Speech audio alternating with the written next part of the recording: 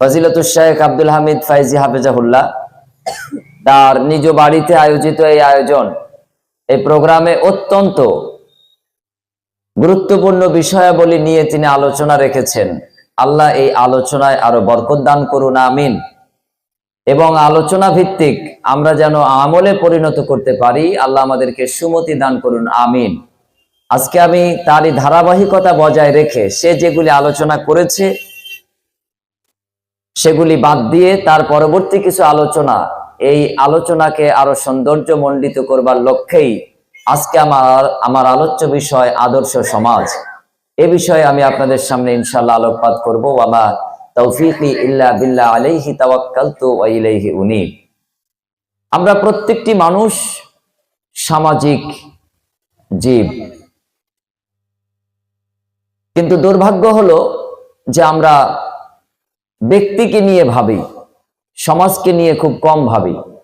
কিন্তু মনে রাখবেন, যতদিন পর্যন্ত আপনি শুধু নিজেকে নিয়ে ভাববেন ততদিন পর্যন্ত আপনি অধপতনের অতল তলে নিমজ্জিত হবেন, আপনি ক্ষতিগ্রস্ত হবেন।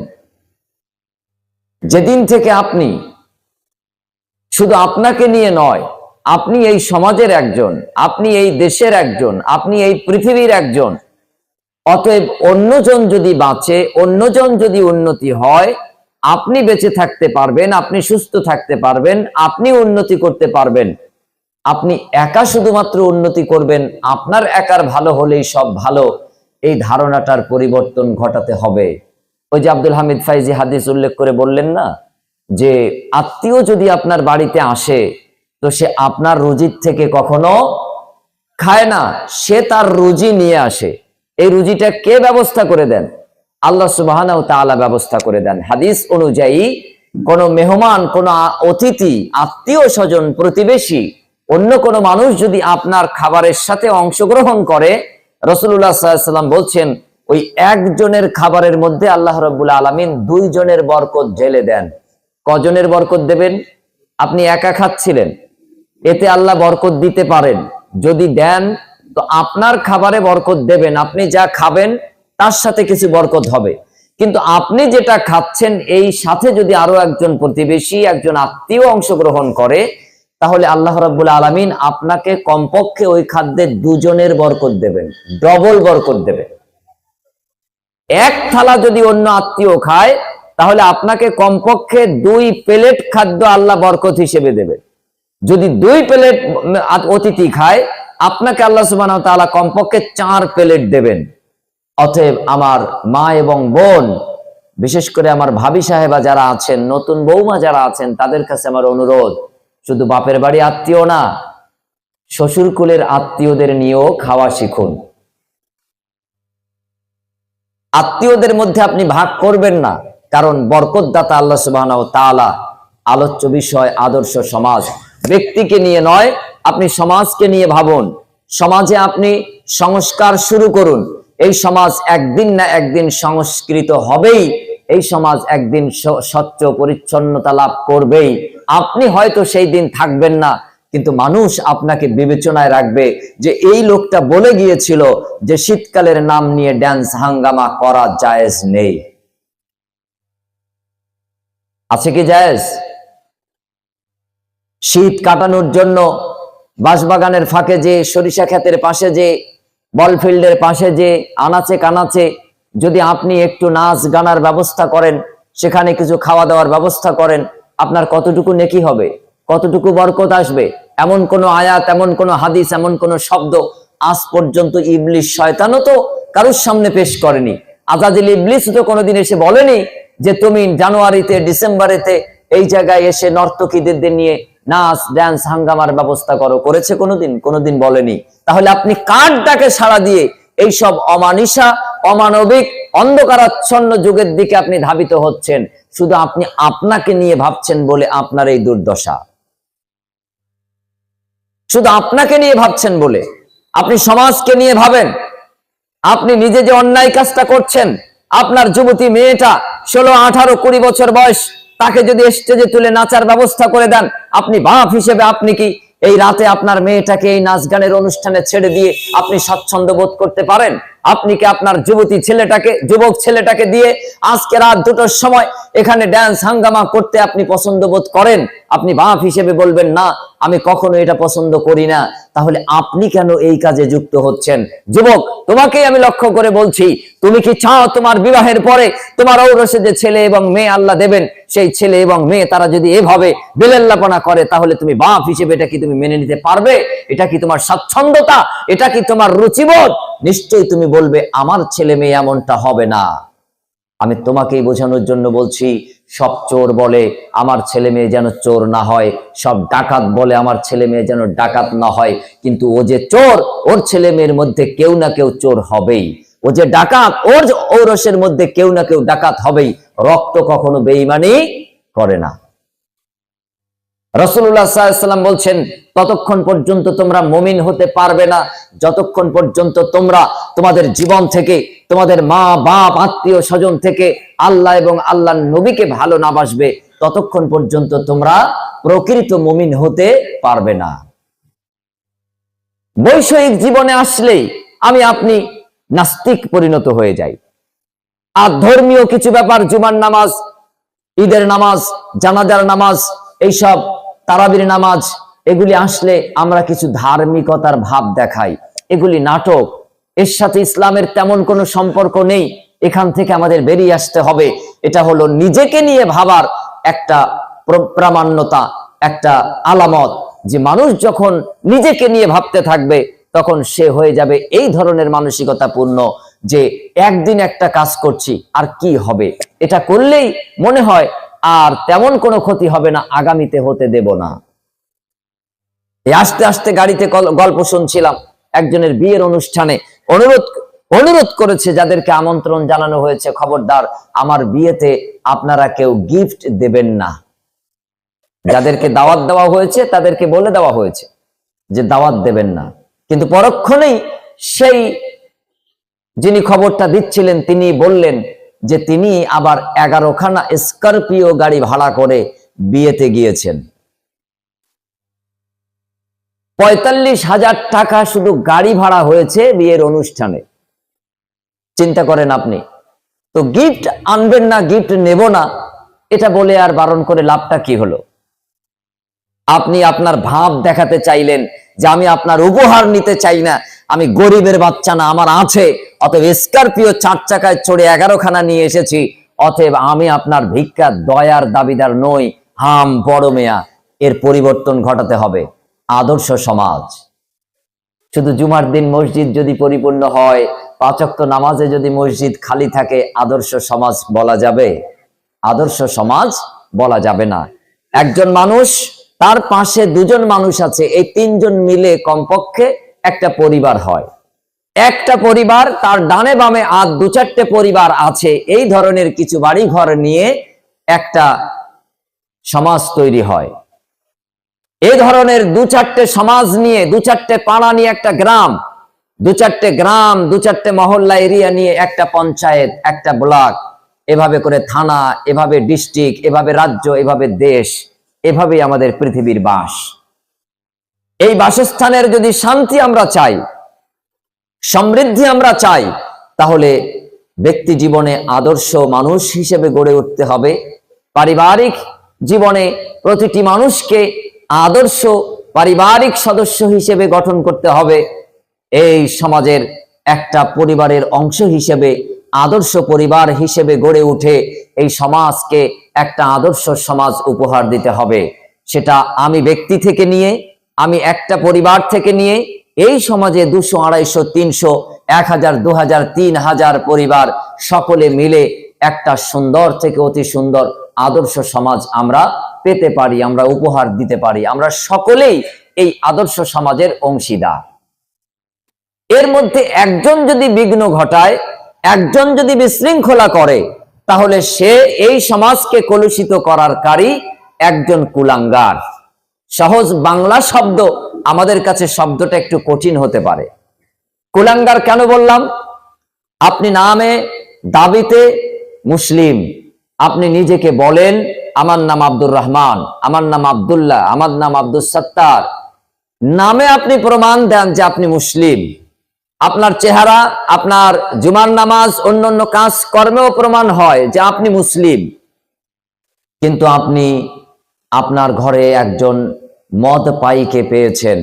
মদ ছাড়ানোর জন্য আপনি কোনো বন্দোবস্ত করেননি, কোনো প্রচেষ্টা রাখেননি। আপনি বড় ভাই, আপনি মনে করেছেন ও মদ খেয়ে খেয়ে গোল্লায় যাক, আমার কি। আপনি বাপ, আপনি মনে করেছেন ও আমার কথা শোনে না, ও এখন মদ খেলো কি গাঁজা খেলো ওতে আমার কিচ্ছু যায় আসে না। আপনি আপনার দোকানদারি করছেন, আপনি আপনার চাকরিতে যাচ্ছেন, আর আপনার ছেলেটা আড্ডাখানায় যে, ক্লাবে যে, বিভিন্ন জায়গায় যে মদ পান করে শরীরটাকে ধ্বংস করছে, সমাজটাকেও কলুষিত করছে। শব্দটা খুব শক্ত বলেছি, কুলাঙ্গার।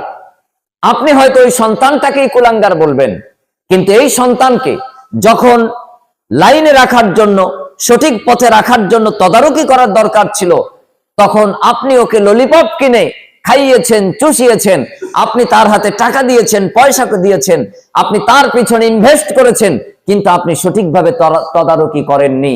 অতএব আদর্শ সমাজ গঠনের প্রধান দায়িত্বশীল তিনি হলেন বাপ এবং মা। বাপ এবং মা তিনি হলেন আদর্শ সমাজ গঠনের প্রধানতম কারিগর। যদি আপনি বাপ এবং মা সঠিক দায়িত্ব পালন না করেন, তাহলে আপনার ঘরে একটা কুলাঙ্গার তৈরি হবে। এই কুলাঙ্গারটার নাম আপনিই রেখেছেন, আপনারই পছন্দের দেওয়া, আপনিই তাকে বড় করেছেন। এখন এই কুলাঙ্গারের যা কালিমা, যা অপদার্থতা, যা নোংরামি, এগুলির ভাগ এই সমাজের আর দ্বিতীয় কেউ নেবে না। কাকে নিতে হবে? ওই অভিভাবককে নিতে হবে, ওই বাপকে নিতে হবে, ওই মাকে নিতে হবে। আপনার সামনে হয়তো কেউ বলবে না, কিন্তু চায়ের দোকানের সামনে বলবে অমুকের ছেলে অমুক, অমুকের ছেলে ছেলেটাকে নষ্ট করে ফেলেছে, অমুকের ছেলে একমাত্র ছেলে নাকি ওকে আদর দিয়ে বাদর তৈরি করেছে।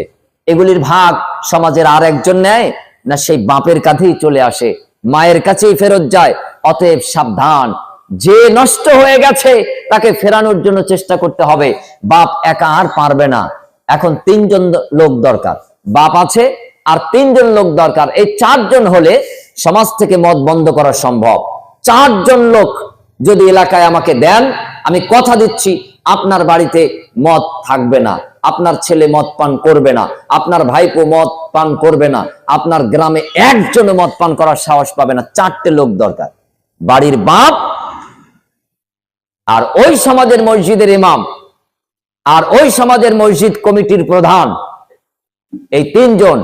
আরেকজন হলো ওই সমাজের রাজনৈতিক প্রভাব প্রতিপত্তিশালী যে কোনো একজন মানুষ।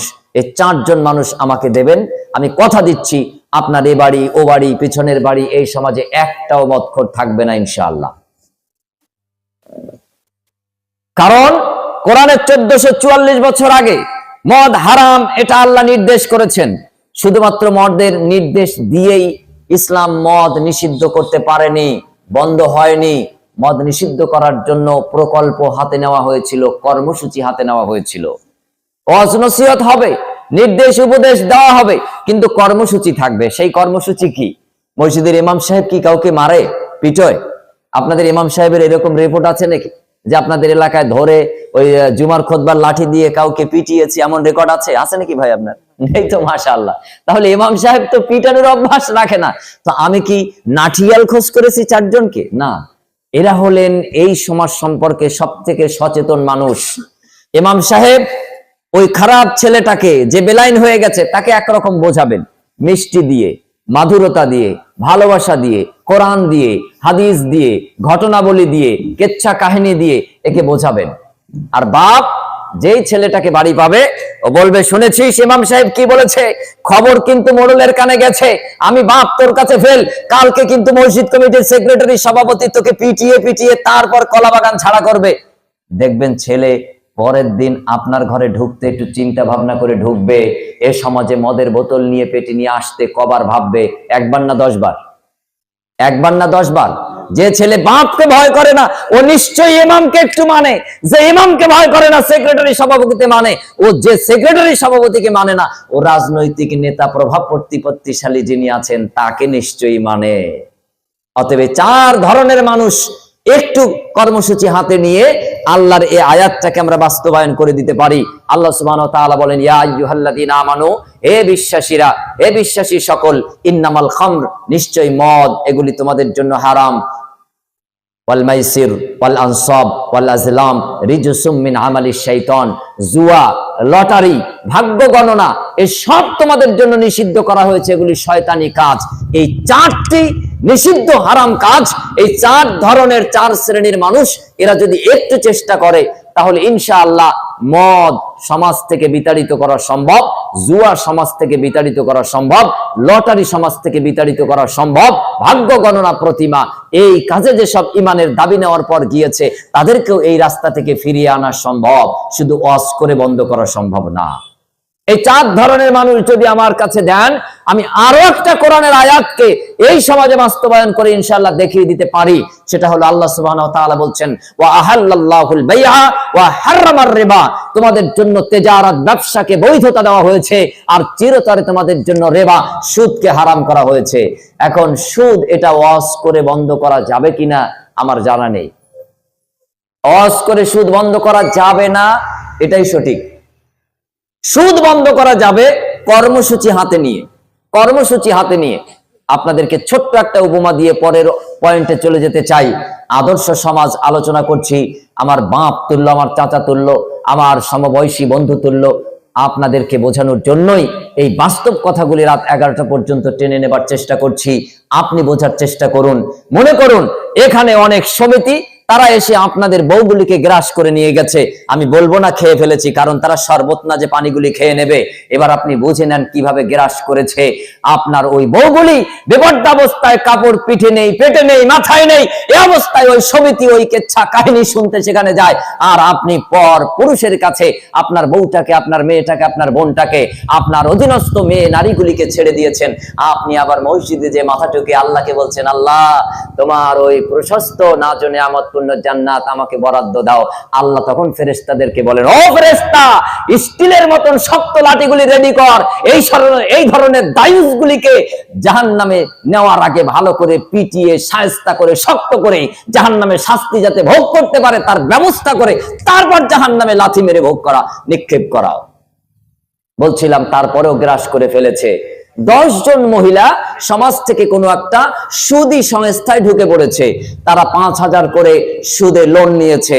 6 মাসে 6 কিস্তিতে 5,000 টাকা পরিশোধ করবে। 5,000 টাকা দিয়েছে, আর তারা নেবে 6,000 টাকা, 1,000 টাকা সুদ ইন্টারেস্ট। এটা তো আর ব্যাখ্যা করে বোঝাতে হবে না, এটা সবাই নিশ্চয়ই আমরা কম বেশি বুঝে ফেলেছি। এই 10 জন মহিলাকে যদি আমরা, ইমাম সাহেব, মসজিদ কমিটি, সমাজের একজন প্রভাব প্রতিপত্তিশালী মানুষ আর তার অভিভাবক, এই কজন মিলে যদি আমরা তাদেরকে ডাকি যে আমরা আজকের এখানে জলসা মজলিস, জলসার জন্য ডাকিনি, তোমাদের একটা উপকার করার জন্য ডাকছি। তোমরা যে সুদী ব্যাংকিং ব্যবস্থা থেকে এখান থেকে 5,000 টাকা করে লোন নিয়েছো, 6 মাসে 6 কিস্তিতে 11,000 টাকা করে পরিশোধ করবে, 1,000 টাকা বাড়তি দেবে। ওই ব্যাংক, ওই সমিতি যা সুযোগ সুবিধা দিয়েছে সবগুলি আমরা ইমাম, আমরা কমিটি, আমরা সমাজ থেকে তোমাদেরকে দেব। আজ থেকে ওই শর্ত অনুযায়ী তোমাদেরকে 5,000 টাকা লোন দিলাম, 6 মাসে 6 কিস্তিতে পরিশোধ করবে। তবে 1,000 টাকা বেশি নয়, 100 টাকাও বেশি নয়, 1 টাকাও বেশি নয়, ওই 5,000 টাকাই তুমি 5-6 কিস্তিতে 6 মাসে পরিশোধ করবে। আমরা তোমাদেরকে এটা কর্জে হাসানা স্বরূপ ইএমআই কিস্তিতে পরিশোধের যোগ্য পদ্ধতি অবলম্বন করে তোমাদেরকে দিলাম। আপনার স্ত্রীকে বাড়ি যে জিজ্ঞেস করবেন, বউ তোমার কাছে শুনতে চাই, তুমি 5,000 টাকা নিয়ে 6 মাসে 6 কিস্তিতে 6,000 টাকা পরিশোধ করবে, 1,000 টাকা সুদ বেশি গুনবে, আর এই মৌলবী সাহেবরা ওরা দেবে 5,000 টাকা, সব সুযোগ সুবিধা ব্যাংকের মতন, সমিতির মতন একই দেবে, কিন্তু 1 টাকাও বেশি নেবে না। বউ তুমি আমার প্রাণের প্রিয়তমা, বলো দেখি কোনটা নেবে? ওই বউ আপনার কথা শোনার আগে বলবে, ওই ইমাম সাহেব চালু করা ওই যা দেবে তাই ফেরত দেবো, ওইটাই নেব, ওইটাই নেব। তো ধর্মসভা জলসা করে 1 লাখ টাকা খরচ করে ওটা না করে আমরা অবশ্যই ওই টাকাগুলি একত্রিত করে আমরা এই ব্যাংকিং ব্যবস্থা চালু করতে পারি। এটা হবে বাইতুল মাল ফান্ড, ইসলামিক ব্যাংক। চালু করুন। 5 জন যুবক, 10 জন যুবক একত্রিত হন, 50 জন যুবক একত্রিত হন, একটা ইসলামিক ফান্ড ব্যবস্থা করুন। এটা বাইতুল মাল ফান্ড। যাকাতের টাকা, ওশরের অর্থ, ফসল, ফিতরার অংশ, সেগুলি আলাদা। এছাড়া আপনি আলাদা জমা করবেন। এই টাকা দিয়ে আপনার সমাজে একজন কন্যাদায়গ্রস্ত আছে, তার জন্য আজকে এখান থেকে ব্যয় হবে। এখন ইসলামে বিবাহে কি মেয়ের কোনো খরচ আছে? কোনো খরচ আছে? কোনো খরচ নেই। তাহলে যেটা আমি বলছিলাম যে সুদ এটা হারাম, ইসলাম এটাকে হারাম করেছে। এর বিপরীত হলো তিজারত, ব্যবসা। কারণ আল্লাহ এখানে প্রথম বললেন ওয়া আহাল্লাল্লাহুল বাইআ ওয়া হাররামার রিবা, তোমাদের জন্য ব্যবসাকে বৈধতা দেওয়া হয়েছে আর নিষিদ্ধ করা হয়েছে সুদকে। এখন আপনি যদি একটা সুন্দর কর্মসূচি প্ল্যানিং উপস্থাপন করতে না পারেন, তাহলে যে মহিলারা, যে পুরুষেরা হারাম, ইসলাম নিষিদ্ধ সুদ ভিত্তিক অর্থনীতির মধ্যে প্রবেশ করেছে, তাদেরকে আপনি বের করে আনতে পারবেন না। তারপরেও আল্লাহ সুবহানাহু ওয়া তাআলা যারা যুক্ত হয়ে গেছে হারাম কাজের মধ্যে, তাদেরকে 1 বছর সময় দিয়েছেন। এই 1 বছরের মধ্যে তারা এখান থেকে বেরিয়ে আসবে, হয় পরিশোধ করবে, না হয় যা বাড়তি আছে সেটা ছেড়ে দেবে, না হয় পুরোটাই সামর্থ্য থাকলে ছেড়ে দেবে। এটা আল্লাহর দেওয়া ব্যবস্থা। কিন্তু বললেই কি এটা ছেড়ে দেওয়া যায়? কাকড়া বিছার মতন যখন আমাদের কাস্টে পিষ্টে বেঁধে ফেলা হয়েছে, আপনি বার হবেন কিভাবে? বার হওয়ার থেকে কোনো রাস্তা নেই। সমস্ত দরজা বন্ধ করে আমাকে আপনাকে ঘরের দরজা দেই, তারপরে এর মধ্যে আটকে দেওয়া হয়েছে। কোনো দিকে তাকালি রাস্তা খোলা নেই, বিকল্প কোনো পথ নেই। অতএব ইসলাম বিকল্প রাস্তা দেখিয়েছেন, আহাল্লাল্লাহুল বাইআ ওয়া হাররামার রিবা। অতএব আপনাকে এই দায়িত্ব গ্রহণ করতে হবে, একটা আদর্শ সমাজ উপহার দিতে হবে। আল্লাহ সুবহানাহু ওয়া তাআলা ব্যবসাকে হালাল করেছে, সুদকে হারাম করেছে। সারা পৃথিবীর সমস্ত মুসলমানের মধ্যে সহি আকীদা সম্পন্ন আপনি যদি দাবি করেন, নিজেকে যদি আপনি আহলুল হাদিস দাবি করেন, তাহলে আপনাকে বাইতুল মাল ফান্ড উপহার দিয়ে অন্য সমাজকে দেখাতে হবে এটা হলো ইসলামী রূপরেখা, ইসলামিক সমাজ। তারা দেখে শিখবে, জানবে, বুঝবে, তারা মান্যতা দেবে। কিন্তু দুর্ভাগ্য, আপনার সেই চেতনাই নেই। ইসলামী চেতনা কাকে বলে এটা আপনার ধারণাই নেই। আপনি মনে করেছেন সকাল থেকে কিছু জমিতে চাষবাস করে, কেউসা হাটে কিছু সবজি বিক্রি করে 2 পয়সা পকেটে আসলো, অ্যাকাউন্টে 1 লাখ জমা আছে, এইটাই আমার জন্য যথেষ্ট। কিছুই হয়নি, কোনো কিছুই হয়নি, বেকার, বৃথা। রাসূলুল্লাহ সাল্লাল্লাহু আলাইহি ওয়াসাল্লাম বলছেন, তুমি কি জানো, তোমরা কি জানো তোমার মাল কোনটা? সাহাবীরা পর্যন্ত বলতে পারেনি, আর আপনি আমরা তো অনেক দূরে যে কোনটা আপনার মাল। আপনি বলুন আপনার কোন মাল, আপনার কোনটা, কে বলতে পারবেন? একজন বলুন তো, আপনার নিজের মাল কোনটা? যে বাড়িটা করেছেন এটা আপনার, যে গাড়িটা কিনেছেন ওটা আপনার, যে ব্যবসাটা চালাচ্ছেন ওটা আপনার, ব্যাংকে অ্যাকাউন্টে টাকা জমিয়ে রেখেছেন ওটা আপনার, যে জমিটা কিনেছেন ওটা আপনার? নিশ্চয়ই এগুলি একটা আপনার নয়, নিজের নয়। এগুলি আপনি ব্যাংকে যে কালকেই প্রমাণ খুলে দেখে আসুন, আপনি নিজে একজন নমিনি সেট করে দিয়েছেন। মানে চোখ খোলা, শ্বাস বন্ধ হয়েছে, আপনি সিস্টেম করে এসেছেন। আপনার বাড়িতে আর যারা আছে টাকার মালিক তারা।